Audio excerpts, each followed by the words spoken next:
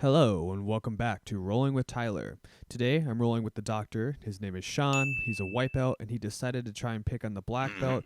Probably not the best idea. We'll see how he does in the video, but the first 5 seconds of this video were kind of a spoiler alert, so you know what you're in for. We start the round off fast as Sean looks to pass my guard. Unfortunately, I grab his wrist and I get my left instep in on his right leg, which allows me to retain some sort of a guard while I decide to sweep him. I don't recommend this sweep for people to use. It's just kind of a timing and momentum based sweep, which is a lot easier when you're the black belt and they're the white belt. Okay, so if you've noticed any trend in any of my rolling videos, I don't really love being slow paced. I like to get going. So from this position, I decide to stand up because especially in no-gi, I'm just looking to try and jump all over the place. I want to act like I'm still a spazzy white belt, even though I'm technically a black belt. Now I give Sean a little bit of time to establish his guard and see what he has to offer his Lord and Savior. I don't really like what he's offering. He just tries to pull me into his guard, so I keep my base pretty far backwards before I decide to stand up. And then I decide to hop all the way around his guard while maintaining his top leg so he can't re-guard into me.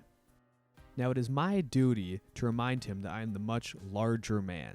So I put him in a bonus head, but I also managed to put his arm in with the bonus head. So if you have the same naming system as our gym, which makes no sense, it's called bonus head, or you could call it arm in crossface, whatever you like. Now we skip ahead slightly here as he decides to finally start moving. I start looking for Kimura and I give it my best effort, truly using all my strength. Now after that amazing attempt at a Kimura, I decide to pinch his head a little bit with my knees to make him uncomfortable, so he starts moving and coming into me.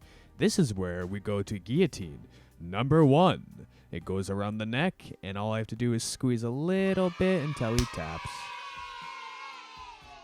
Now Sean is not happy to be tapped, and he employs the secret technique known as talking. This is where they want to know what they did wrong and how to fix it. But I don't have time for that, and when you're the black belt, they have so much, it just doesn't make sense. They have so many things to learn before they can get out of my guillotine. So there's no point in trying to tell them what to do. Now unfortunately we roll out of frame, so just take my word for it. I guillotine him again, easy work, no challenge. We go for round 3, I fist bump, I shove him over using my massive strength, and I decide again to just kind of, hop past the guard. It's pretty easy, get to the front head, and get guillotine number 3. Now going into round 4, Sean again is using the talking move. This time though, he's really stroking my ego, so the talking works a little bit better. I even get a smile on my face. He's just saying things like how I'm so much better than Brock, I'm better than the other black belts at the gym. I really do deserve to be at the rank I'm currently at.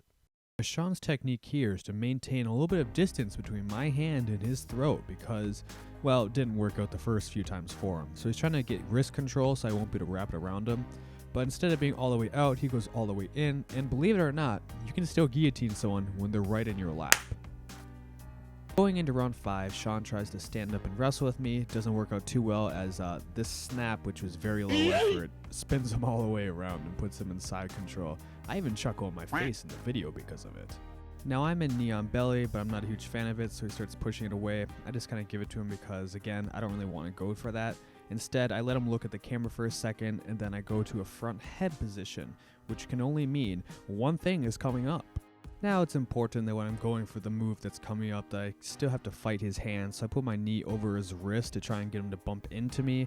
As he bumps into me, he starts to get a little cocky and comes up and tries to wrestle. Instead, he ends up in a guillotine. He doesn't even work up to his legs, he just taps. That's that. I give him one patronizing back tap to tell him good job, friend. I didn't expect a ton as a white belt, but I appreciate that he decided to roll with me. Thanks for watching the video. Make sure to like, comment, subscribe.